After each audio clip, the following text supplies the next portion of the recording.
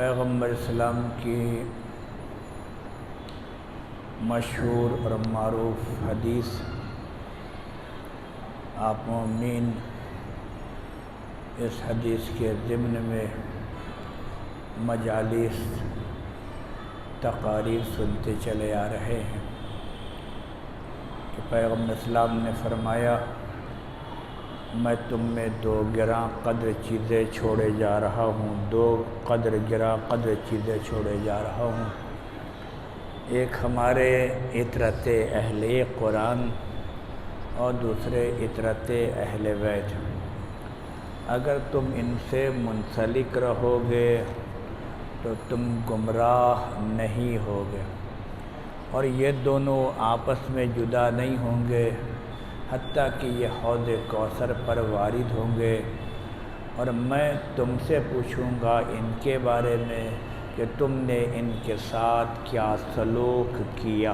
اس اعتبار سے الحمدللہ رب العالمین، جیسا کہ گزشتہ کل کی تقریر میں، پرسوں کی تقریر میں آپ مومنین کو بتایا کہ اصل حدیث لفظ اطرتی کے ساتھ ہے۔ اصل حدیث میں لفظ اطرتی ہے کہ میں تم میں دو گراں قدر چیزیں چھوڑے جا رہا ہوں، ایک قرآن اور ایک اطرت اہل بیت۔ لیکن بعد کے آنے والے نے اہل بیت کی دشمنی میں لفظ اطرتی کو ہٹا کر انہوں نے سنتی لگا دیا کہ نبی نے دو گراں قدر چیزیں چھوڑا ہے، ایک قرآن اور ایک سنت۔ لہذا ہم یہ عرض کر چکے، بہرحال اگر سنت بھی ہو، نبی کی سنت بھی ہو، تو اہل بیت علیہ السلام سے بڑھ کر نبی کی سنت پر عمل کرنے والا اور کوئی نہیں ہے۔ اگر واقعی کوئی عمل کرے گا نبی کی سنت پر تو یقیناً پہلے گھر والے عمل کریں گے۔ اور اب رہ گیا جہاں تک لفظ اطرتی کا تعلق ہے، 70 علماء اہل تسنن کے جید علماء کرام جنہوں نے اس حدیث کو لفظ سنتی نہیں لفظ اطرتی کے ساتھ نقل کیا ہے کہ نبی نے فرمایا دو گراں قدر چیزیں چھوڑے جا رہا ہوں، ایک قرآن اور ایک میری اطرت اہل بیت۔ یہ جو 70 جید علماء ہیں جنہوں نے نقل کیا، اس میں ہے تفسیر رازی، یعنی تفسیر رازی نے نقل کیا کہ نبی نے فرمایا دو گراں قدر چیزیں چھوڑے جا رہا ہوں، ایک قرآن اور ایک ہماری اطرت اہل بیت۔ لسان عرب ایک کتاب ہے، لسان عرب بھی نے نقل کیا لفظ اہل بیت کے ساتھ۔ کتب لغت ہے، کتب لغت نے بھی عرض کیا نبی کے اہل بیت کے ساتھ۔ ترمذی ہے، اس نے بھی نقل کیا نبی کے اہل بیت کے ساتھ۔ سنن ابن داؤد ہے، اس نے بھی نقل کیا لفظ اہل بیت کے ساتھ۔ سوارق المحرقہ ہے، اس نے بھی نقل کیا لفظ اہل بیت کے ساتھ۔ درود بھیجیے محمد اور آل محمد علیہ السلام۔ بہت ساری اور بھی بہت ساری کتاب ہے، میں تفصیل میں نہیں جاتا، سب نے نقل کیا کہ نبی نے فرمایا دو گراں قدر چیزیں چھوڑے جا رہا ہوں، ایک قرآن اور ایک اہل بیت۔ سوارق المحرقہ آپ کو پتہ ابن حجر مکی، اس کتاب کے مصنف ہیں ابن حجر مکی۔ اور سوارق المحرقہ کو جو مرتب کیا گیا، لکھا گیا، وہ آل محمد علیہ السلام کی، شیعان آل محمد کی دشمنی میں لکھا گیا، اس اعتبار سے سوارق المحرقہ کو لکھا گیا۔ لیکن کتاب تو لکھا گیا اہل بیت کی دشمنی میں، کتاب تو لکھا گیا شیعان آل محمد کی دشمنی میں، لیکن یقیناً خدا جس کو عزت دے اس کی عزت کو کون چھین سکتا ہے؟ خدا جس کو بلندی دے اس کو پستی تک کون لے جا سکتا ہے؟ خود ہمارے چوتھے امام زین العابدین علیہ السلام نے فرمایا کہ پالنے والے تو جسے عزت عطا فرما، ساری دنیا مل کر بھی اسے اگر ذلیل کرنا چاہے تو کوئی اسے ذلیل نہیں کر سکتی، اور پالنے والے تو جسے ضلالت کے گڑھے میں ڈال دے، ساری دنیا کا تناب اور رسی مل کر اس گڑھے سے اسے نکالنا چاہے تو نہیں نکال سکتا۔ لہذا خدا جس کو عزت دے یقیناً وہ لازوال ہے۔ सवारिक़ अल-मुहरक़ा बनाया गया दुश्मनी में, लेकिन जब किताब मुरतब करते करते उसमें अइम्मा मासूमीन अलैहिस्सलातु वस्सलाम की फ़जीलत को लिख दिया गया। यानी किताब मुरतब हो रही है दुश्मनी में, लेकिन ख़ुद अली इब्न अबी तालिब के भी फ़ज़ाइल है, इमाम हसन के फ़ज़ाइल भी लिख गए, इमाम हुसैन के फ़ज़ाइल भी लिख गए, इमाम ज़ैनुल आबिदीन के फ़ज़ाइल भी उसमें आ गए, इमाम रज़ा का भी तज़किरा हो गया, इमाम मोहम्मद तकी का भी तज़किरा हो गया। यानी हमारे 12 इमामों की अज़मत उसमें आ गई। जब 12 इमामों की अज़मत आ गई, हत्ता कि इमाम मेहदी के मुतल्लिक़ भी फ़ज़ाइल उसमें आ गया। जब ये 12 इमामों के फ़ज़ाइल सवारिक़ मुहरक़ा में आ गए तो एतराज़ करने वालों ने एतराज़ किया कि ये तो अइम्मा आले मोहम्मद के ख़िलाफ़ था, ये तो शियाने आले मोहम्मद के ख़िलाफ़ था, इसमें 12 इमामों की अज़मत क्यों लिख गई? तो सवारिक़ अल-मुहरक़ा के मुसन्निफ़ ने इब्न हजर मक्की ने कहा कि ये जो 12 इमाम हैं ये फ़कत शियों के इमाम थोड़ी है, ये तो हमारे भी इमाम हैं। दरूद भेजिए मोहम्मद और आले मोहम्मद पर, ये तो हमारे भी इमाम हैं। इस एतबार से 12 इमामों का तज़किरा भी सवारिक़ अल-मुहरक़ा में आ गया। अल्हम्दुलिल्लाह रब्बिल आलमीन। खुदा इज़्ज़त देने वाला है और यकीन आज तक आले मोहम्मद अलैहिस्सलातु वस्सलाम की इज़्ज़त अज़मत तौक़ीर बाक़ी है। मिटाने वाले मिट गए, फ़ना करने वाले ख़त्म हो गए, लेकिन आज आले मोहम्मद अलैहिस्सलातु वस्सलाम का मर्तबा बाक़ी है और इंशाअल्लाह सुबह क़यामत तक बाक़ी रहेगा। कल की मजलिस में जैसा कि अर्ज़ किया कि कुरान अहले बैत अलैहिस्सलातु वस्सलाम का क़सीदा पढ़ रहा है। नौज़ बिल्लाह माज़ल्लाह अगर किसी मुखालिफ को लाया जाए तो अच्छी बात है, ये अहले बैत अलैहिस्सलातु वस्सलाम के मुखालिफ हैं, लेकिन कुरान क़सीदा पढ़ रहा, पूरा कुरान इब्तदा से लेकर इंतहा तक देख लीजिए, सब क़सीदा पढ़ रहा है अहले बैत अलैहिस्सलातु वस्सलाम का। यानी क्या कुरान ने जब देखा कि शब हिजरत 40 के 40 बड़े बड़े काफिरों ने एक मकाम पर मीटिंग किया। क्या मीटिंग किया कि मोहम्मद को कत्ल कर देना चाहिए, मोहम्मद जिस दुनिया से चले जाए, और लिहाजा 40 कबीले के 40 सरदार जमा हुए और जमा होने के बाद ये शब हिजरत आ गए। क्यों आ गए? कि नबी को ये शहीद करेंगे, नबी को ये ख़त्म करेंगे, इस एतबार से आ गए। ये जो 40 के 40 अफराद शब हिजरत आए थे नबी के कत्ल के इरादे से, जब ये पहुँचे तो यकीनन ये रात को नबी को कत्ल करते, लेकिन इन्होंने रात को नबी को कत्ल नहीं किया। ये इंतज़ार किया इन्होंने कि सवेरा हो जाए फिर नबी को कत्ल करेंगे। ये सवेरे का इंतज़ार क्यों किया? ये सवेरे का इंतज़ार इसलिए किया कि ये 40 के 40 बड़े सरदार आए थे, आपस में तय यही था अबू जहल को पता न लगने पाए, अबू लहब को पता न लगने पाए, ये हो सकता है ये उन्हीं के ख़ानदान के हैं। अगर ये ज़रा भी सेक्रेसी, ये ज़रा भी मख्फी राज अगर उन तक चला गया तो हो सकता है हम लोग अपने मकसद में नाकाम हो जाएं। लिहाजा अबू लहब को नहीं बताया, अबू जहल को नहीं बताया, इंतहाई सेक्रेसी 40 के 40 आ गए हैं और हम नबी को कत्ल करना चाहते हैं। इत्तफाक से अबू लहब ने देख लिया, तुम लोग क्यों आए हो?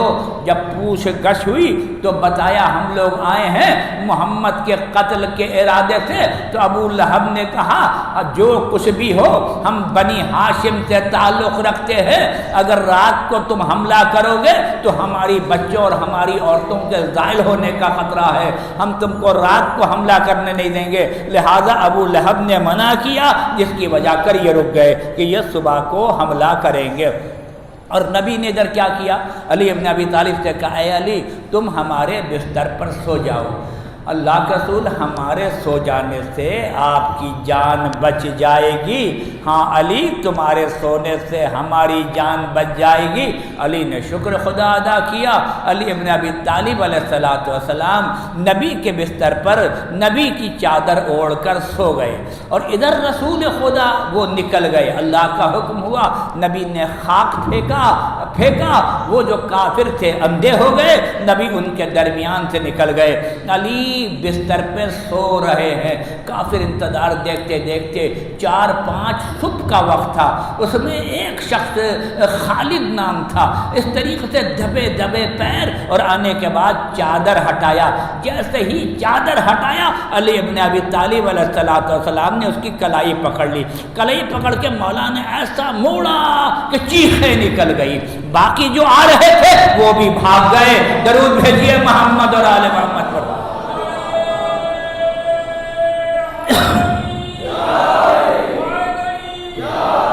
لہذا باقی جب مولا نے کلائی موڑی باقی جو تھے وہ بھی بھاگ گئے۔ اب جب علی کو دیکھا تو پریشان ہو گئے، یعنی ان کے وہم و گمان میں نہیں تھا کہ محمد نہیں علی ہوں گے۔ جب علی کو دیکھا تو کہنے لگے یا علی آپ، یا علی آپ، یا علی آپ، یعنی کفر مبہوت ہو گیا۔ اس کے سمجھ میں نہیں آیا کہ یہ محمد ہیں یا علی ہے۔ ان میں سے ایک تھا جو قدموں کے نشان کو پہچانتا تھا، کہا پریشان نہ ہو، محمد جب گئے ہیں تو ان کے قدموں کا نشان ہوگا، ہم پہلے محمد کو تلاش کرتے ہیں، بعد میں علی سے ہم سمجھیں گے۔ لہذا قدموں کا نشان ڈھونڈتے ڈھونڈتے وہ غار میں پہنچ گئے۔ جب غار میں پہنچے تو کیا دیکھا کہ غار کے کنارے تک قدموں کے نشان موجود ہیں۔ کہا رسول خدا تو یہاں پر آئے ہیں، جب یہاں آئے ہیں تو یہاں سے گئے کہاں؟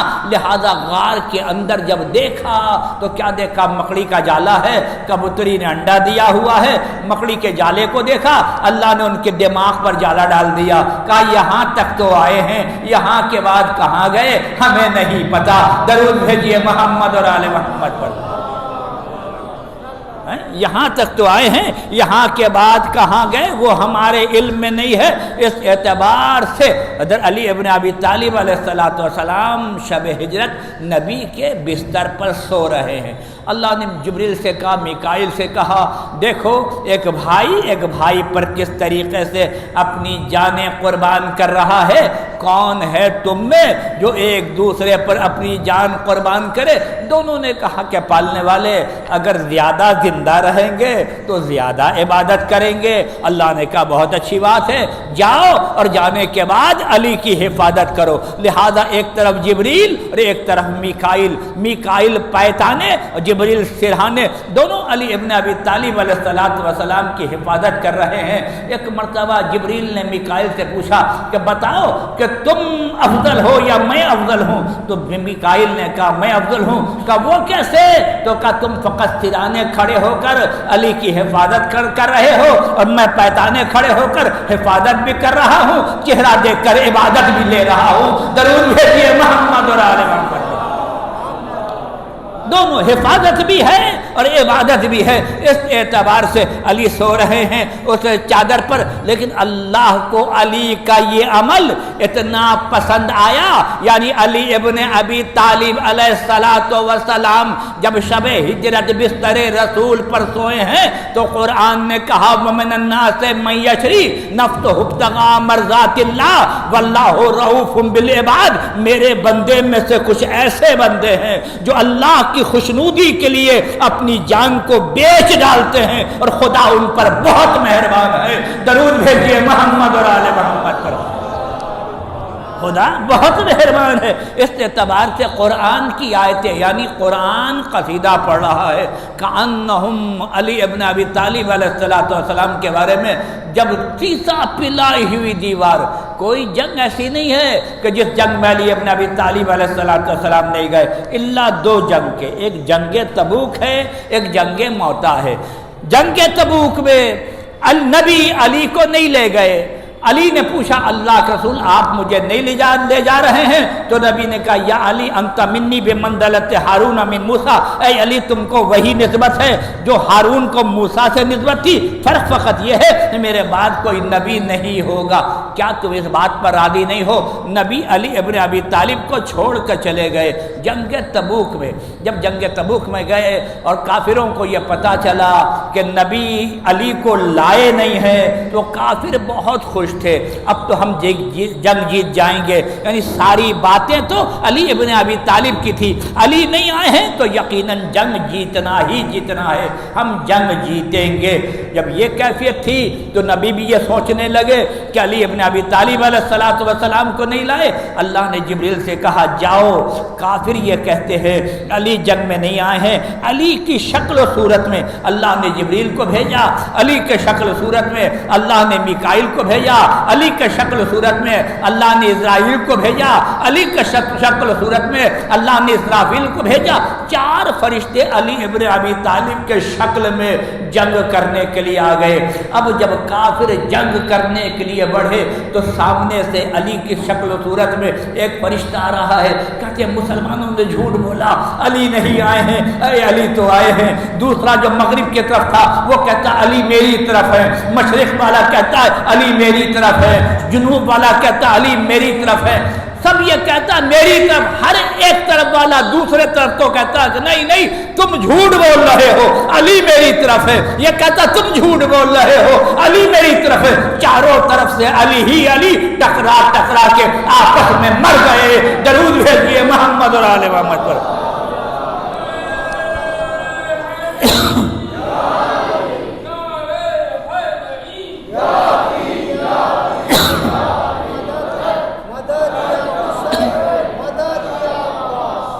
اس اعتبار سے آپس میں ٹکرا ٹکرا کے ختم ہوئے. جب علی ابن ابی طالب علیہ الصلوۃ والسلام کی جنگ، ہر جنگ میں علی ابن ابی طالب علیہ الصلوۃ والسلام، قرآن نے کانہم بنیان مرصوص، یہ تو سیسا پلائی ہوئی دیوار ہے، یہ اپنے مقام سے ہٹنے والا نہیں ہے. دنیا جا سکتی ہے لیکن علی اپنا مقام نہیں چھوڑ سکتے. اور جنگ احد میں یہی ہوا کہ جب علی سے کہا گیا اے علی سب نبی کو چھوڑ کر چلے گئے لیکن آپ میدان میں رہے. علی نے ایک جملہ کہا تھا سنو، اگر محمد شہید بھی ہو جاتے، ساری دنیا میدان چھوڑ کر چلی جاتی، میں علی ابن ابی طالب یہ کہہ رہا ہوں یا میدان میں لڑ کے مر جاتا یا محمد کا دین قائم کر جاتا. درود بھیجیے محمد اور آل محمد پر. یا محمد کا دین قائم کر جاتا. علی میدان چھوڑ کر، علی ابن ابی طالب علیہ السلام ہٹنے والے نہیں ہے. مولا کی تلوار ٹوٹ گئی تھی کسی جنگ میں. جب تلوار ٹوٹ گئی تو مولا علی ابن ابی طالب نے رسول اللہ سے کہا اللہ کے رسول میری تلوار ٹوٹ گئی ہے، تلوار دیجئے. نبی کے پاس ایک تلوار سے نبی لڑ رہے تھے، ایک تلوار نبی کے کمر میں تھی، الگ سے ایک تلوار تھی. نبی اگر چاہتے تو وہ تلوار علی ابن ابی طالب علیہ السلام کو دے دیتے، لیکن جب علی نے نبی سے تلوار مانگا کہ اللہ کے رسول ہماری تلوار ٹوٹ گئی ہے، آپ ہمیں تلوار دیجئے. وَمَا يَنْطَقُ عَنِ الْهَوَىٰ إِنْ هُوَ إِلَّا وَحْيٌ يُوحَىٰ کا مالک بالکل خاموش. جو رسول اللہ کے وحی سے بولتا ہے وہ رسول بہت خاموش ہے، کچھ نہیں بولتے. اتنے میں جناب جبریل امین آئے. کیا جنت سے اللہ کی طرف سے تلوار لے کر آئے، ذوالفقار لے کر آئے. کیا اللہ کے رسول سپاہی جب وہاں کا ہے تو تلوار بھی وہاں کی چاہیے. یہ ذوالفقار. اور جب ذوالفقار آیا تو ایک جملہ جبریل نے اعلان کیا لا فتح الا علی لا سیف الا ذوالفقار. ذوالفقار جیسی کوئی تلوار نہیں ہے اور علی جیسا کوئی مرد نہیں ہے. درود بھیجیے محمد اور آل محمد پر. مرد نہیں. اس اعتبار سے لہذا جب سپاہی وہاں کا ہے تو تلوار بھی وہیں کی ہے. اور جب یہی ذوالفقار تھی جنگ احد میں جو علی ابن ابی طالب علیہ السلام بڑھ بڑھ کر حملہ کر رہے تھے، اور جب بڑھ بڑھ کر علی ابن ابی طالب علیہ السلام حملہ کر رہے تھے اور کافر جو ہے وہ سب کے سب جو ہے مسلمان نبی کو چھوڑ کر بھاگ گئے اور کافر نے چاروں طرف سے نبی کو گھیر لیا اور شیطان نے کہا قد قتل محمد مارے گئے. یہی علی ابن ابی طالب تھے. ایک ہاتھ سے نبی کو اٹھا کر بلند کیا اور کہا کہ مسلمانوں جاؤ نہیں، بھاگو مت، یہ اللہ کے رسول قتل نہیں ہوئے، اللہ کے رسول زندہ ہے. اور ادھر ایک ہاتھ سے علی ابن ابی طالب علیہ السلام جہاد کر رہے ہیں. اللہ کے رسول کہتے ہیں اے علی دیکھو ادھر سے کافر آ رہے ہیں، اے علی دیکھو ادھر سے کافر آ رہے ہیں، علی دیکھو ادھر سے کافر آ رہے ہیں.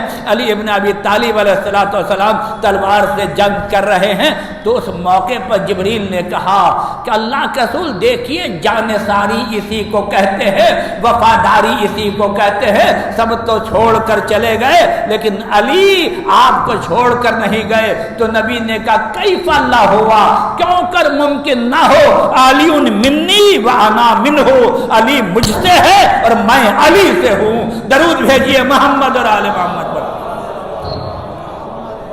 علی مجھ سے ہے اور میں علی سے ہوں، اس اعتبار سے نبی نے کہا۔ تو اس وقت جبریل نے کہا انا منکما، اللہ کے رسول میں آپ دونوں سے ہوں۔ اس اعتبار سے جبریل قصیدہ منقبت پڑھ رہا ہے جنگ احد میں، اور علی ابن ابی طالب علیہ السلام اسی طریقے سے جنگ میں ہیں، اور یہی ضربت ہے علی ابن ابی طالب علیہ السلام کی جنگ خندق میں، جب عمر ابدوت کے سر پر علی ابن ابی طالب علیہ السلام نے ضربت لگائی تو نبی نے کیا کہا، ضربت علی یوم الخندق افضل من عبادت الثقلین، علی کی ایک ضربت جن و انس کی عبادت پر بھاری ہے۔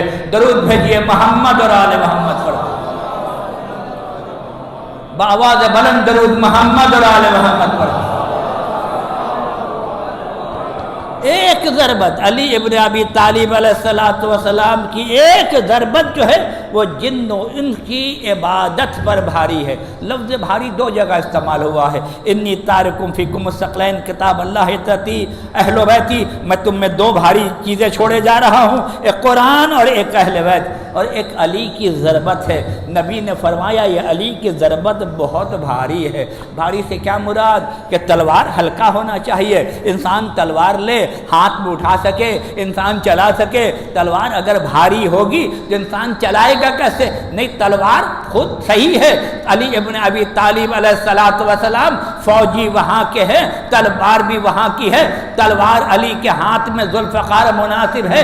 تلوار یہ نہیں کہ تلوار بھاری ہے، نہیں، علی کی ضربت بھاری ہے، علی کی ضربت بھاری ہے، عبادت ثقلین پر بھاری ہے۔ علی کی عبادت بہت عظیم عبادت ہے جو علی نے عمر ابن عبدوت کے سر پہ جو ضربت لگائی ہے۔ اس اعتبار سے یعنی معرفت چاہیے کہ انسان معرفت کے ساتھ درک کرے کہ علی کی ضربت کیسی ضربت تھی، کہ نبی نے فرمایا ہے کہ علی کی ضربت عبادت ثقلین، تمام ثقلین کی عبادت پر یہ علی کی ضربت جو ہے بھاری ہے۔ یعنی کیا پتہ ہے آپ کو کہ جہاد فروع دین کی چوتھی قسمیں ہے، اول نماز ہے، دوسرا روزہ ہے، تیسرا حج ہے، چوتھا زکوٰۃ ہے، پانچواں خمس ہے، چھٹا جہاد ہے۔ چھٹی قسمیں ہیں جہاد۔ جب علی ابن ابی طالب علیہ السلام کی چھٹی قسم کی جو جہاد ہے، جب جہاد میں ایک ضربت علی ابن ابی طالب علیہ السلام کی اتنی بھاری ہے تو جو پانچویں عبادت ہے وہ کتنی بھاری ہوگی، جو چوتھی عبادت ہے وہ کتنی بھاری ہوگی، جو حج ہے وہ کتنا بھاری ہوگا، جو روزہ ہے وہ کتنا بھاری ہوگا، جو نماز ہے وہ کتنا بھاری ہوگا۔ درود بھیجیے محمد اور آل محمد علیہ السلام۔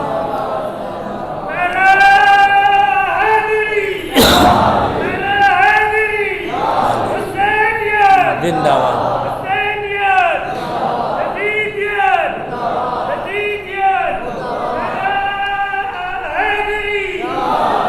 لہذا اس اعتبار سے یعنی علی کی ہر عبادت جو ہے وہ بہت وزنی ہے۔ علی کی عبادت کو درک کرنے کے لیے معرفت چاہیے، جب تو انسان علی کی عبادت کو درک کر سکتا ہے، ورنہ علی کی عبادت کو انسان درک نہیں کر سکتا۔ تو ایک ضربت علی عبادت ثقلین پر بھاری ہے۔ پتہ ہے ہم اور آپ گناہ گار افراد جو مولا علی کے چاہنے والے ہیں لیکن ساتھ ساتھ معصوم تو نہیں ہیں، یقیناً ہم سے گناہ ہوا، ہم سے غلطیاں ہوئی، اللہ کے بارگاہ میں پہنچیں گے، ہزاروں سوال ہے، ہزاروں جواب ہے، یہ کیوں کیا، وہ کیوں کیا، یہاں کیوں گئے، وہاں کیوں گئے، اے ہزاروں سوال ہزاروں جواب۔ جب ہمارے نام اعمال کو تولا جائے گا تو دیکھا جائے گا کہ ہمارے نام اعمال میں نیک عمل بہت کم ہے۔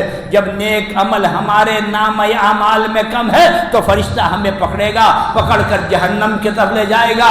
مولا علی کا چاہنے والا انسان جو ہے، مولا علی کہیں گے کیوں لے جا رہے ہو؟ یا علی اس کے نام اعمال میں نیکیاں کم ہے اس لیے اسے جہنم میں لے لے جا رہا ہوں. مولا کہیں گے نہیں نہیں, جہنم میں لے جانے کی ضرورت نہیں ہے, اس کے نام اعمال میں ہماری نیکیاں ملاؤ اور ملا کر وزن کرو.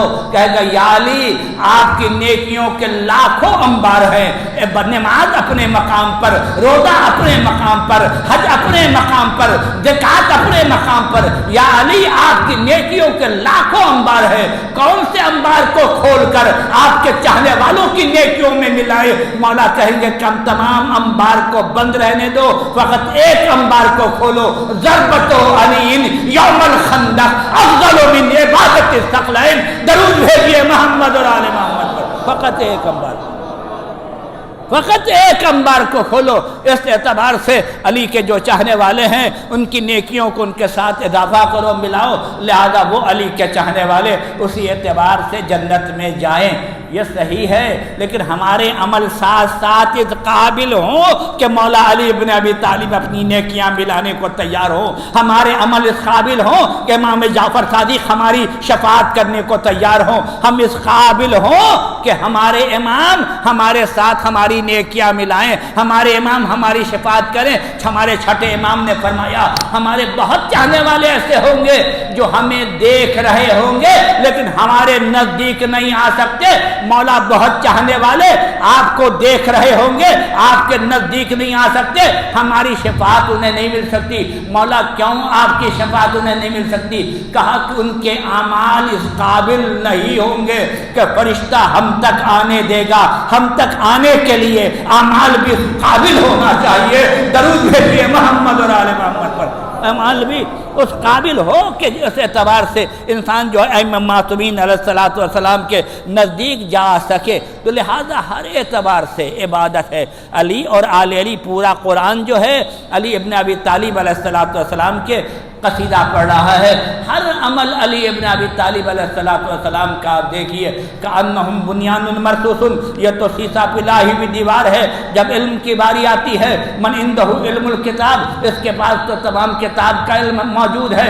اللہ نے جب طہارت کو دیکھا کأنما یرید اللہ لیذھب عنکم رجس اہل البیت ویطہرکم تطہیرا, یعنی طہارت پر نظر پڑی تو اللہ طہارت کا اعلان کر رہا ہے. اور جب حالت رکوع میں زکات دیتے ہوئے دیکھا انما ولیکم اللہ ورسولہ والذین آمنوا الذین یقیمون الصلاۃ ویؤتون الزکاۃ وہم راکعون. درود بھیجیے محمد اور آل محمد پر.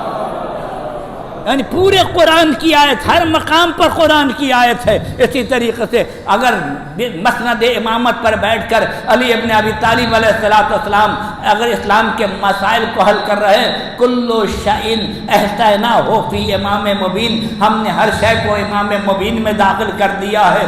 ہر اعتبار سے قرآن کی آیت جو ہے علی اور آل علی کی عظمت اور فضیلت بیان کر رہی ہے. اس اعتبار سے لہذا علی ابن ابی طالب علیہ السلام نہ فقط علی ابن ابی طالب علیہ السلام ہر منزل پر, ہر مقام پر مولا ہمارے آل محمد کے چاہنے والوں کے لیے نمونہ عمل ہے. اس اعتبار سے نبی کی حدیث ہے کیا 3 چیزوں کا دیکھنا اللہ کی عبادت ہے. ایک کیا ہے؟ النظر الی الکعبہ عبادت, یعنی کعبے کی طرف انسان اگر دیکھے تو عبادت ہے. النظر الی المصحف, یعنی قرآن کی طرف انسان دیکھے تو دیکھنا عبادت ہے. النظر الی وجہ علی عبادہ, علی ابن ابی طالب علیہ السلام کے چہرے کی طرف انسان دیکھے تو عبادت ہے. کہتے ہیں ان 3 چیزوں کا دیکھنا عبادت ہے. کیوں؟ قرآن کا دیکھنا عبادت ہے, کعبے کا دیکھنا عبادت ہے, علی کے چہرے کو دیکھنا عبادت ہے. کیوں عبادت ہے؟ کہتے ہیں ان 3 چیزوں پہ اللہ کا نور برستا ہے.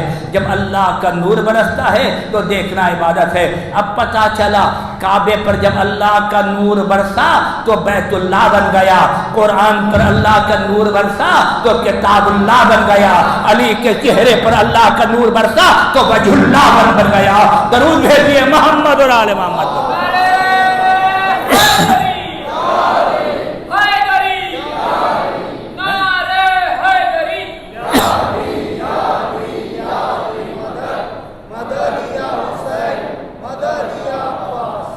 علی کے چہرے پر نور برسا تو کیا ہے وجہُ۔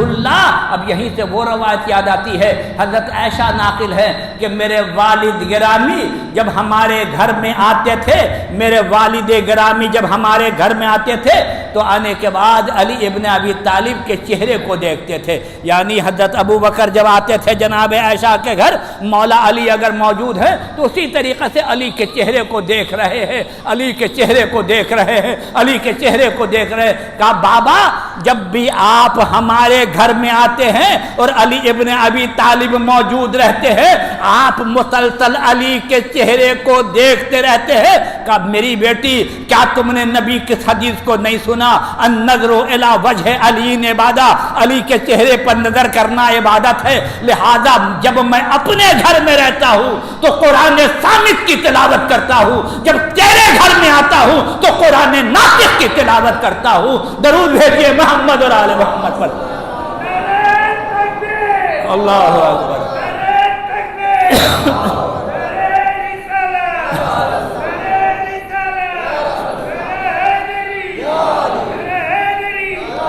پھر قرآن ناطق کی تلاوت کرتا ہوں۔ اس اعتبار سے علی کے چہرے پر دیکھنا عبادت ہے، فقط یہ نہیں النظر الی وجہ علی عبادہ، نبی نے فرمایا ذکر علی عبادہ، علی کا ذکر عبادت ہے۔ پھر کیا کہا؟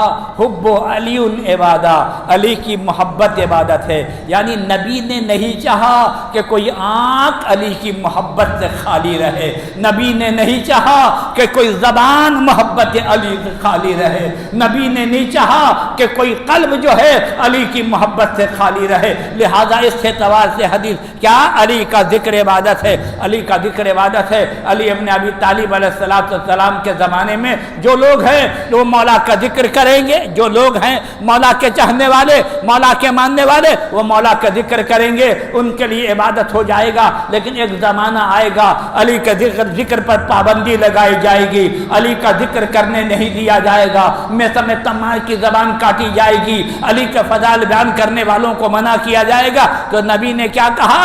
انظر الی وجہ علی عبادہ، علی کے چہرے کو دیکھنا عبادت ہے۔ جب علی کے چہرے کو نہ دیکھ سکو تو ذکر علی کرو، ذکر علی کرنا عبادت ہے، اور جب ذکر پر بھی پابندی لگ جائے تو حب علی عبادہ، علی کی محبت رکھو، یہی عبادت ہے۔ درود بھیجیے محمد اور آل محمد پر۔ حب علی عبادہ، یہی عبادت ہے، علی کی محبت انسان کے قلب میں ہو، یہی عبادت ہے۔ صحابہ کرام نے کہا کیا کہ جب ہمیں پہچاننا ہوتا تھا منافق کون ہے اور مومن کون ہے، ہم منافق کو پہچاننے کے لیے کیا کرتے تھے؟ مجمع بھرا ہوا ہے، سمجھ میں نہیں آتا مومن کون ہے منافق کون ہے، بھرے ہوئے مجمع میں منافق کو پہچاننے کے لیے ہم ذکر علی چھیڑ دیتے تھے، جو اٹھ کر چلا جاتا تھا سمجھ جاتے تھے یہی منافق ہے۔ درود بھیجیے محمد اور آل محمد، یہی منافق ہے، منافق کی پہچان یہی ہے۔ اور جس کا چہرہ حشاش بشاش ہو جاتا ہے، جس کے چہرے پر نور آ جاتا ہے، وہ یقیناً جو ہے وہ علی ابن ابی طالب علیہ السلام کا چاہنے والا ہے۔ لہذا اس اعتبار سے نبی نے کیا کہا؟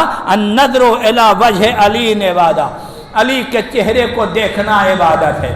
پھر کیا کہا کہ ذکر علی عبادہ، علی کا ذکر عبادت ہے۔ پھر کیا کہا؟ حب علی عبادہ، علی کی محبت جو ہے وہ عبادت ہے۔ یہی نہیں کہ زینوا مجالسکم بذکر علی ابن ابی طالب فإن ذکرہ ذکری وذکرہ ذکری وذکری ذکر اللہ وذکر اللہ عبادہ۔ دیکھو اپنی مجلسوں کو علی ابن ابی طالب علیہ السلام کے ذکر سے زینت دو، ان کا ذکر میرا ذکر ہے، میرا ذکر اللہ کا ذکر ہے، اللہ کا ذکر عبادت ہے۔ درود بھیجیے محمد اور آل محمد پر۔ ان کا ذکر میرا ذکر ہے، میرا ذکر اللہ کا ذکر، اللہ کا ذکر عبادت ہے۔ اس اعتبار سے علی کا ذکر کرو اپنی مجلسوں میں۔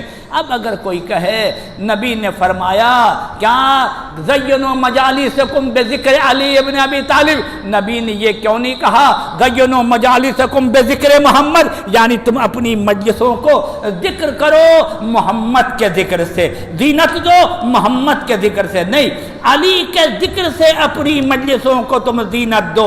اور جب تم علی کے ذکر سے اپنی مجلسوں کو زینت دو گے تو ان کا ذکر میرا ذکر ہوگا، اور جب میرا ذکر ہوگا تو میرا ذکر اللہ کا ذکر ہوگا، جب اللہ کا ذکر ہوگا تو عبادت ہوگا۔ توجہ چاہتا ہوں، نبی نے یہ نہیں کہا کہ علی کو دیکھو، دیکھنا ثواب ہے، علی کے فضائل بیان کرو، فضائل بیان کرنا ثواب ہے، علی کی محبت رکھو، محبت رکھنا ثواب ہے، اپنی مجلسوں کو علی کے ذکر سے زینت دو، زینت دینا ثواب ہے۔ نہیں، لفظ ثواب نہیں ہے، علی کو دیکھو، دیکھنا عبادت ہے، علی کا ذکر کرو، ذکر کرنا عبادت ہے، علی کی محبت رکھو، محبت رکھنا عبادت ہے، اپنی مجلسوں کو علی کے ذکر سے زینت دو، زینت دینا عبادت ہے۔ یعنی کیا؟ خدا یہ بتانا چاہتا ہے فقط اللہ اللہ کرنا عبادت نہیں ہے، بلکہ علی علی کرنا عبادت ہے۔ درود بھیجیے محمد اور آل محمد پر۔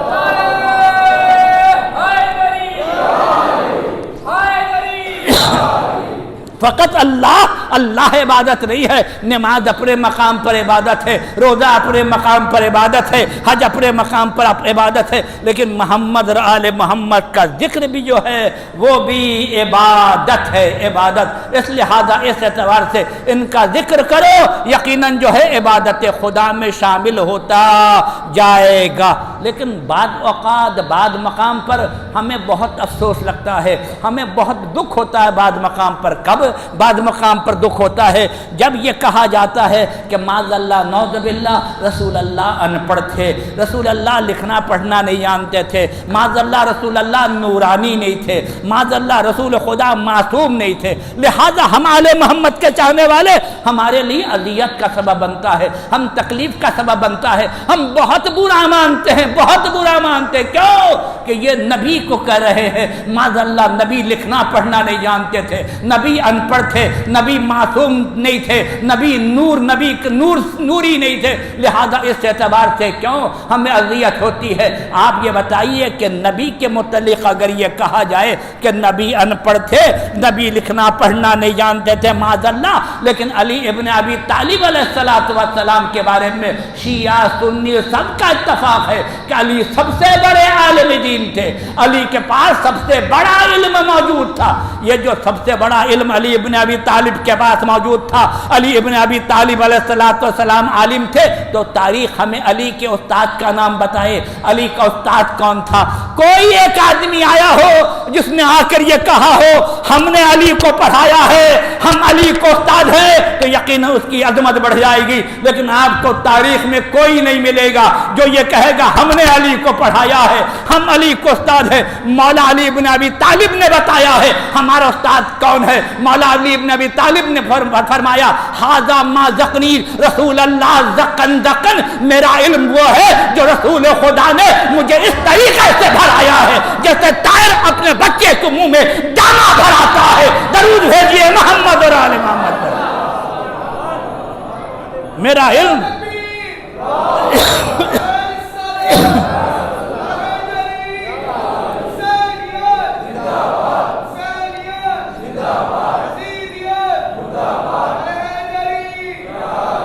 لہذا طائر اپنے پرندہ اپنے منہ میں دانا بھراتا ہے، رسول نے ہمیں اس طریقے سے علم دیا ہے۔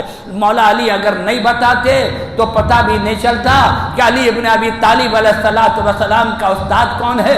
تو لہذا ہمیں دکھ اس بات کا ہوتا ہے کہ جب شاگرد کے پاس اتنا علم ہے تو یقیناً استاد کے پاس کتنا علم ہوگا۔ درود بھیجیے محمد اور آل محمد پر۔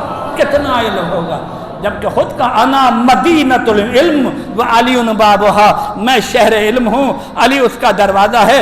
اس اعتبار سے لہذا رسول خدا جو ہیں وہ خزانہ ہے، رسول خدا جو ہے وہ کان ہے، رسول خدا بنگالی زبان میں کہتے ہیں خونی ہے، رسول خدا اس اعتبار سے خزانہ، رحمت کا خزانہ، رحمت کا خزانہ۔ اور اس خزانے سے جس کو جتنا فیض حاصل کرنا ہے اس نے اتنا فیض حاصل کیا ہے، اس خزانے سے اپنے ظرف کے اعتبار سے فیض حاصل کیا۔ رسول خدا رحمت للعالمین ہے، رسول خدا سراج منیر ہے، رسول خدا فقر کائنات ہے، رسول خدا فقر موجودات ہے۔ کائنات میں اللہ کا رسول ایک ہے، اللہ کے رسول کے مثل کوئی نہیں ہے، لیکن جب رسول خدا کی عظمت کو اگر آپ کو دیکھنا ہے تو علی اور آل آل علی کی عظمت کو دیکھیے، جب علی اور آل علی کی عظمت سمجھ میں آ جائے تو رسول کی عظمت خود بخود سمجھ میں آ جائے گی۔ اس اعتبار سے رسول خدا کیا ہے؟ کان ہے، رسول خدا خونی ہے، رسول خدا خزانہ ہے۔ پتہ ہے آپ کو، جب کوئی کان ہوتا ہے نا، کان جہاں ذخائر ہوتے ہیں، ذخائر جہاں سے قدرتی جو چیزیں نکلتی ہیں، لہذا کان سے ہیرا نکلتا ہے اور اسی کان سے کوئلہ بھی نکلتا ہے۔ توجہ چاہتا ہوں، کان سے ہیرا بھی نکلتا ہے، اسی کان سے کوئلہ بھی نکلتا ہے۔ ہیرا کس طریقے سے ہیرا ہوتا ہے؟ ہیرا سورج کی روشنی کو اپنے اندر جذب کرتا ہے، اور جذب کرتا ہے، جذب کر کے ہیرا بن جاتا ہے۔ اور کوئلہ سورج کی روشنی سے اتنا جلتا ہے، اتنا جلتا ہے، اتنا جلتا ہے کہ کالا کوئلہ ہو جاتا ہے۔ درود بھیجیے محمد علیہ وسلم، اتنا جلتا ہے۔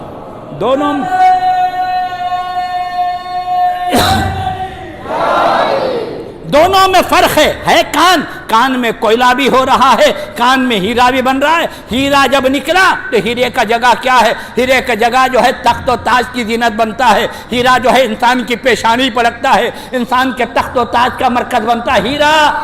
تو لہذا ہیرا نکلنے کے بعد انسان کے، بادشاہ کے، راجا کے، بڑے بڑے لوگوں کے تخت و تاج کا زینت بنتا ہے۔ اور کوئلہ کیا ہے؟ کوئلہ جل جل کر راکھ بن جاتا ہے۔ درود بھیجیے محمد علیہ محمد علیہ السلام۔ اس اعتبار سے رسول خدا رحمت ہے، اس رحمت سے جتنے فیض حاصل کیا الحمدللہ رب العالمین۔ ایک سلمان فارسی بنا، ایک ابو جہل بنا، ایک ابو لہب بنا، ایک سلمان بنا۔ زمین اور آسمان کا فرق ہے۔ اسی محمد سے منسلک ہو کر ایک ہیرا بن رہا ہے، اسی محمد کی عداوت رکھ کر، محمد کی معرفت نہیں حاصل کر ایک کوئلہ بن رہا ہے۔ اسی طریقے سے محمد اور آل محمد علیہ السلام کی معرفت، یعنی کیا؟ ان کا ذکر جو ہے عبادت ہے۔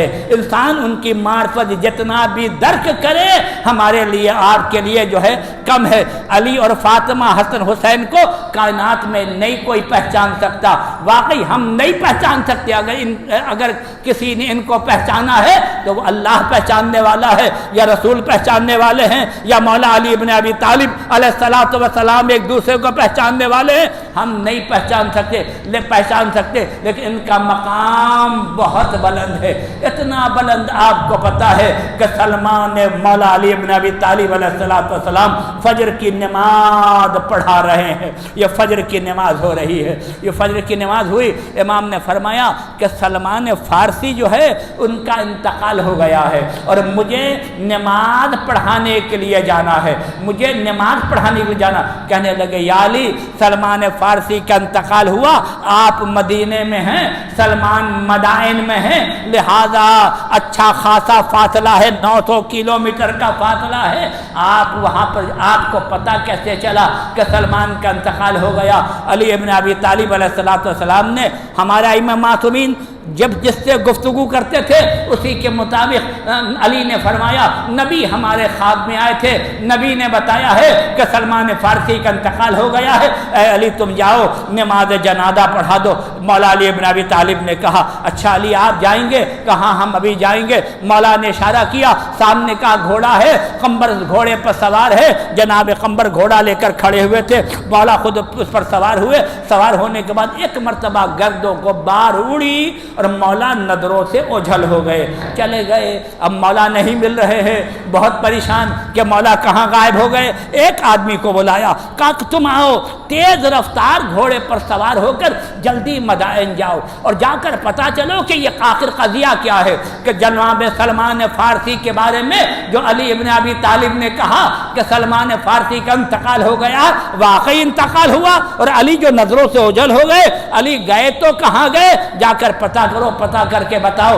اب جو وہ آدمی گیا، 3 دن میں وہ آدمی تیز رفتار گھوڑے سے مدائن پہنچا۔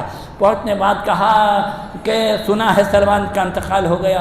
کہاں سلمان کا انتقال ہو گیا؟ کہا کہ علی آئے تھے۔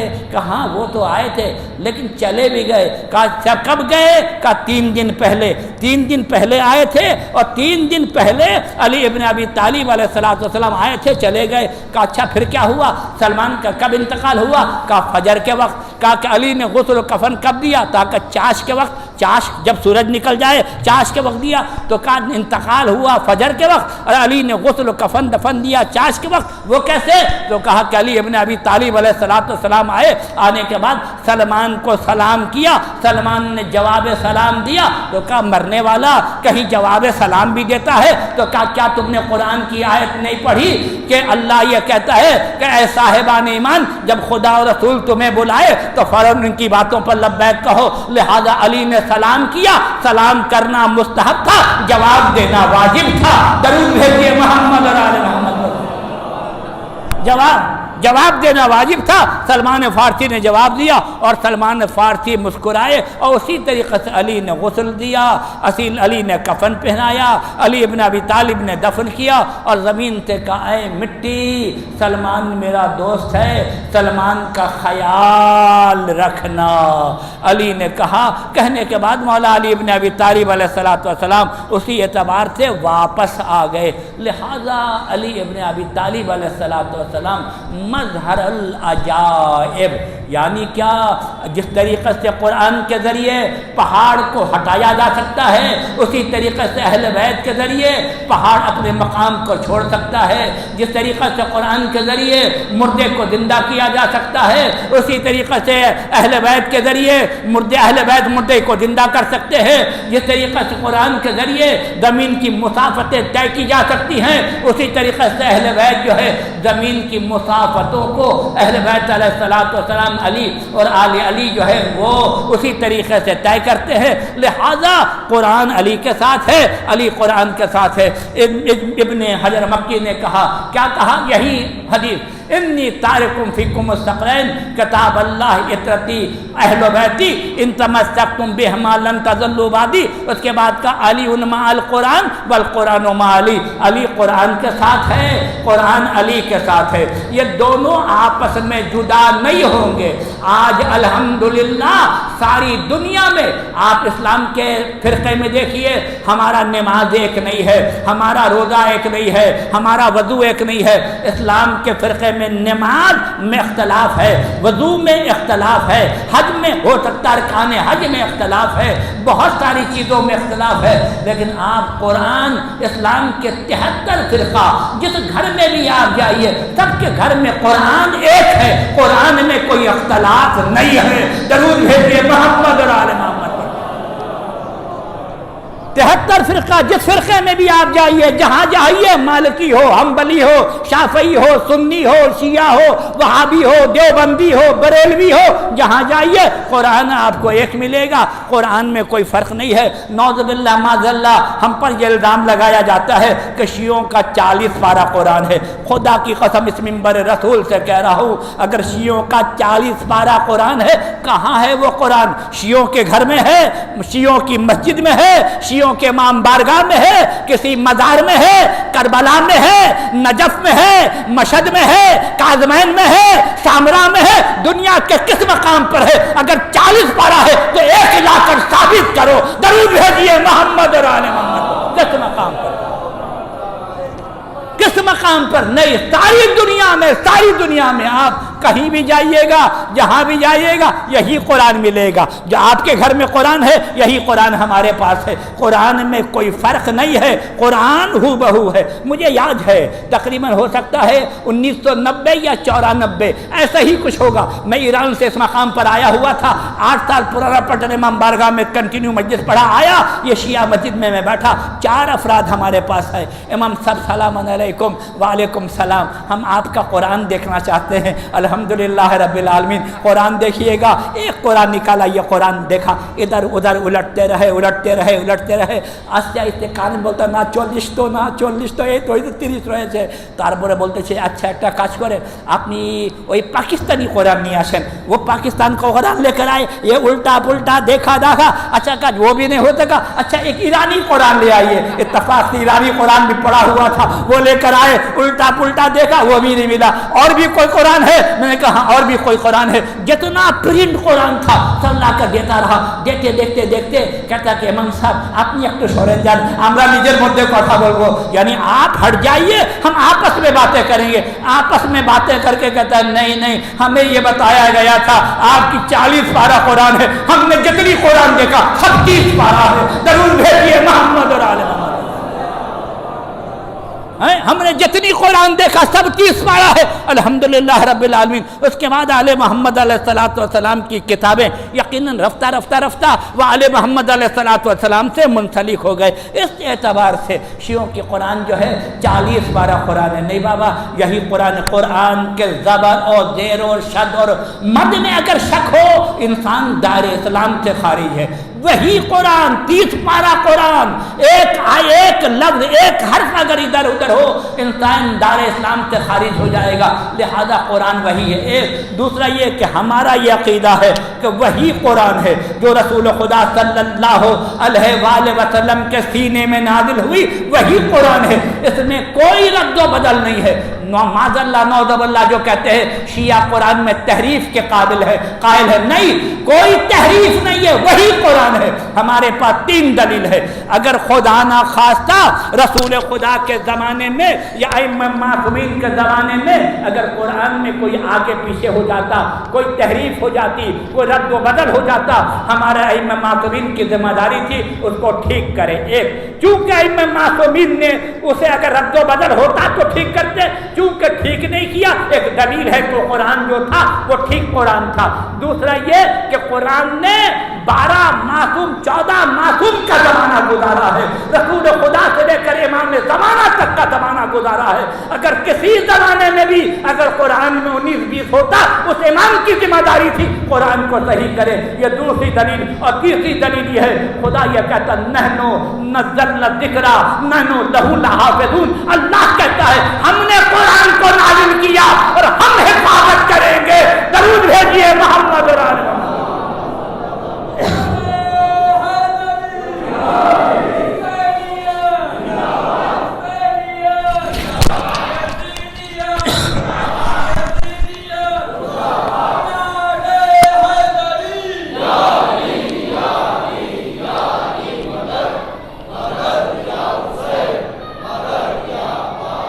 ہم نے قرآن کو نازل کیا, ہم حفاظت کریں گے. شیعہ سنی یہ جو 40 پارہ جو کہتے ہیں نا 40 پارہ ہے یا معاذ اللہ تحریف ہوا ہے, کمی بیشی ہوئی ہے, ایک ہی دلیل. جب اللہ کہہ رہا کہ ہم حفاظت کریں گے, اگر 19-20 ہو گیا تو نعوذ باللہ معاذ اللہ کیا اللہ نے حفاظت نہیں کیا یا اللہ حفاظت کرنے میں ناکام رہ گیا؟ نہیں. جب اللہ کہہ رہا کہ ہم حفاظت کریں گے اس سے بڑھ کر اور کوئی طاقت نہیں ہے جو قرآن میں رد و بدل کرے. اس اعتبار سے یہ وہی قرآن ہے. لہذا آج قرآن دنیا میں آپ جس گھر میں بھی جائیے آپ کو یہی قرآن ملے گا. دوسری بات قرآن کے متعلق یہ ہے کہ یقیناً جو مسائل قرآن پر ہوں گے وہی مسائل اہل بیت پر ہوں گے. جو دشواریاں قرآن کے ساتھ ہوں گی وہی دشواریاں قرآن کے ساتھ اہل بیت کے ساتھ ہوں گی. آپ دیکھیے اگر قرآن کی بے حرمتی ہوئی تو اہل بیت کی بھی بے حرمتی ہوئی. اگر قرآن کو جلایا گیا تو اہل بیت کے خیام جلائے گئے. اگر قرآن کو نوکے نزا پر بلند کیا گیا تو یقیناً شہدائے کربلا کے سر نوکے نزا پر بلند ہوئے.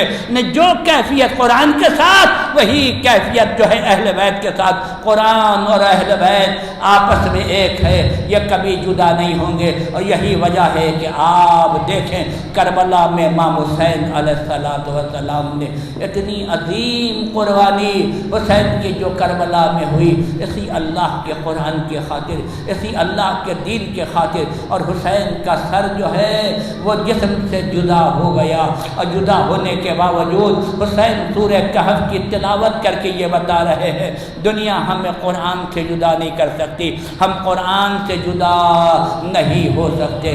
ارباب اعظام محرم کے ایام ہیں, آپ کو پتہ ہے کہ میرا اور آقا حسین دوسری محرم کو کربلا پہنچ گیا.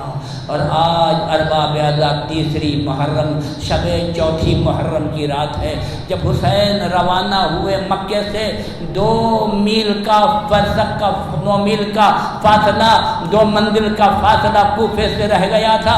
جب حسین روانہ ہوئے اتنے میں قیامت کی گرمی تھی ارباب اعزاز، اس قیامت کی گرمی میں کسی نے کہا کہ کوئی سائے کا انتظام ہو جاتا، کوئی سائے کی جگہ مل جاتی۔ اتنے میں کسی نے اللہ اکبر کہا۔ یہ جو کسی نے اللہ اکبر کہا، لوگوں نے کہا کیوں اللہ اکبر کہہ رہے ہو؟ کہنے لگے کہ سامنے جو ہے وہ درخت نظر آ رہا ہے، سائے کا انتظام ہے۔ لیکن جو راستے کے پہچاننے والے تھے اس نے کہا کہ نہیں، اس راستے میں کوئی درخت نہیں ہے۔ جب غور سے دیکھا تو کیا دیکھا؟ طویل نیزہ ہے جو تیزی سے چلا آ رہا ہے، وہ درخت کے مانند لگ رہا ہے۔ اور آتے آتے ایک پورا لشکر آیا اور حسین کے پاس آ کے وہ لشکر رک گیا۔ رک کے یہ ہر کا لشکر تھا اور ہر کے سپاہی تھے۔ حسین کو اس مقام پر روک لیا اور کہا کہ اے حسین، ہمیں یہ حکم ملا ہے کہ آپ کو ہم قید کر کے اس مقام سے لے جائیں، آپ کو ہم آگے بڑھنے نہ دیں۔ لیکن ارباب اعزاز سپاہیوں کی حالت بہت زیادہ خراب تھی، سب کی زبان پیاس سے منہ کے باہر نکلی ہوئی تھی، گھوڑا بھی اسی طریقے سے۔ حسین نے ایک مرتبہ نظر کیا کہ بھیا عباس پہلے ان کو پانی پلاؤ۔ عباس اٹھے، اکبر اٹھے، ہر کے لشکر والوں کو پانی پلایا۔ پھر امام نے کہا بھیا عباس ان کے گھوڑوں کو پانی پلاؤ، لیکن یاد رکھو گھوڑا ایک بار میں پانی سے سیراب نہیں ہوتا، جب تک بار بار پانی پی کر اپنے منہ کو پانی سے نہ ہٹا لے اس وقت تک ان کو پانی پلانا۔ امام حسین نے گھوڑوں کو بھی پانی پلایا اور خود ایک شخص کہتا ہے جو ہر کے لشکر میں تھا کہ میں بالکل آخر میں تھا، پیاس سے ہماری حالت بالکل خراب ہو رہی تھی۔ حسین اپنے مقام سے اٹھے، اٹھنے کے بعد حسین نے مجھ سے کچھ کہا، میں سمجھ نہیں پایا۔ ایک مرتبہ حسین نے چلو میں پانی لیا، پانی لینے کے بعد حسین نے مجھے پانی پلایا۔ ارباب اعزاز یہ ہر کا لشکر ہے، پانی پی لیا، نماز کا وقت ہے۔ یا ابن رسول اللہ، حسین نے کہا تم نماز پڑھ لو، ہم بھی نماز پڑھ لیتے ہیں۔ ہر یزید کے لشکر سے آیا ہے لیکن کہتا ہے یا ابن رسول اللہ ہم نماز تو آپ ہی کے پیچھے پڑھیں گے۔ ہر کے لشکر والوں نے حسین کے پیچھے نماز پڑھا۔ جب نماز ختم ہو گئی ایک مرتبہ ہر نے حسین کے گھوڑے کے لگام میں فرش پر ہاتھ رکھا۔ جیسے ہی ہاتھ رکھا، حسین ہمیں حکم ہے کہ ہم آپ کو قیدی کر کے یہاں سے لے جائیں۔ امام نے ایک جملہ کہا، اے ہر تیری ماتم میں بیٹھے کہ تو نے میرے گھوڑے کے لگام میں فرش پر ہاتھ رکھ دیا۔ ارباب اعزاز ہر نے کہا حسین ہم عربوں کا قاعدہ یہ ہے کہ ہماری ماں کا جب کوئی نام لیتا ہے نا تو ہم بھی پلٹ کر اس کی ماں کا نام لیتے ہیں، لیکن اے حسین میں کیا کروں، آپ کی ماں فاطمہ زہرا ہے، آپ کی ماں رسول کی بیٹی ہے، ہم آپ کی ماں کا نام نہیں لے سکتے۔ ارباب اعزاز یہ کہہ کر حسین نے یاد دلا دیا، اے ہوئی یاد رکھنا میری ماں فاطمہ ہے۔ اور ارباب اعزاز وہی ہوا جب شب عاشور آئی ہے۔ شب عاشور کو جب ہر بہت پریشان ہے عمر سعد کے پاس جاتا ہے اور جا کے کہتا ہے عمر سعد کل کیا ہوگا؟ عمر سعد نے کہا اتنی جنگ ہوگی کہ کربلا کی زمین لاشوں سے بھر جائے گی۔ کہا کیا سلو ممکن نہیں؟ اس نے کہا نہیں، کل کسی جسم پر سر نہیں ہوگا۔ ایک مرتبہ ہر تھر تھر کانپ رہا ہے، بیٹا ہر کے قریب آیا، کہا بابا میں نے منع کیا تھا حسین کے گھوڑوں کو نہ روکو، لگام میں فرش پر ہاتھ نہ رو، بابا یہاں تک گھیر کے لانے کے ذمہ دار آپ ہیں، بابا ذرا میرے ساتھ آئیے۔ ہر کو لے کر قریب آیا، کیا دیکھا بابا سنو تو صحیح کیا آواز آ رہی ہے؟ کیا دیکھا حسین کے خیمے سے چھوٹے چھوٹے بچوں کی آواز آ رہی ہے، العطش العطش، ہائے پیاس ہائے پیاس ہائے پیاس۔ بابا جس نے ہمیں پانی پلایا ہے آج اس کے بچے پیاسے ہیں بابا، آج حسین کے خیمے میں پانی نہیں ہے۔ ارباب اعزاز ایک مرتبہ پھول پھیلایا اور آنے کے بعد کہتا ہے چلو میرے ساتھ چلو۔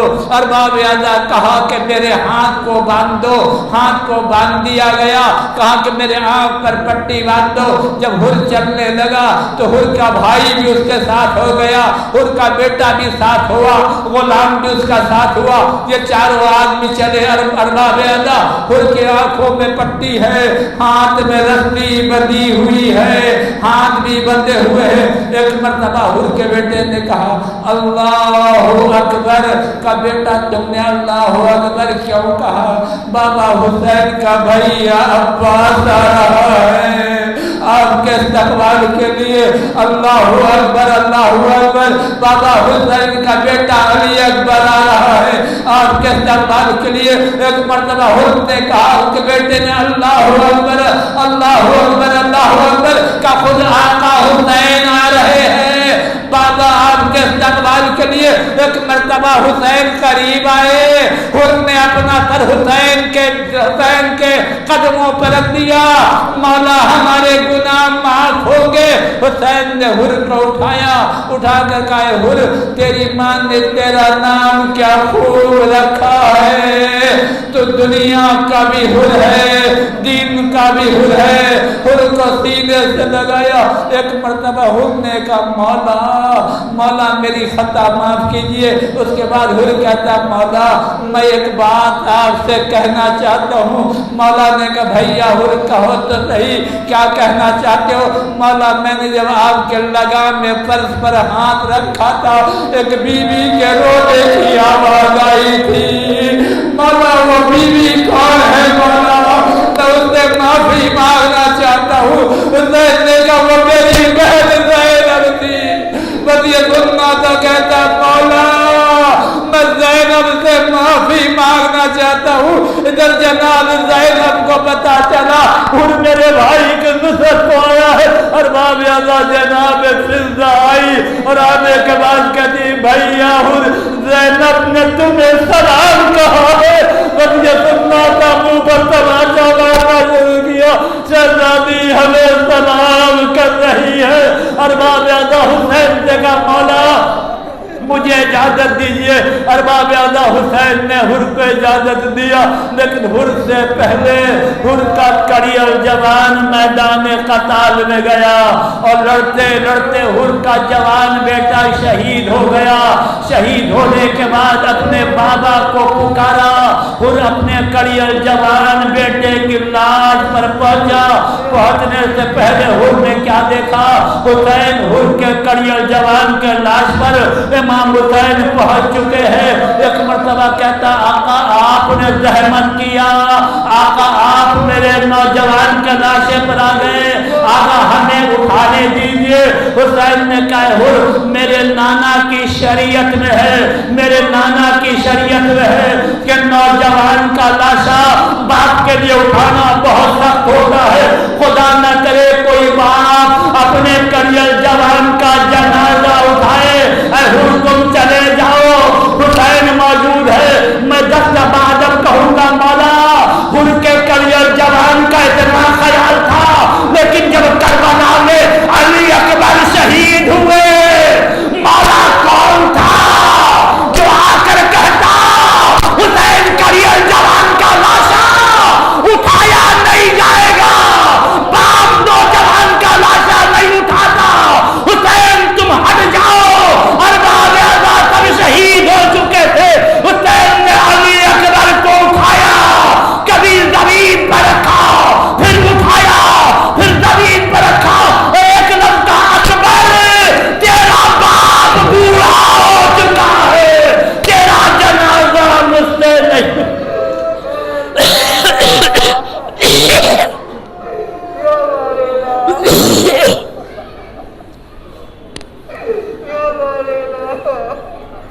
یا اللہ تجھے واسطہ محمد اور آل محمد کا جملہ مومنین مومنات کی قبر منام کو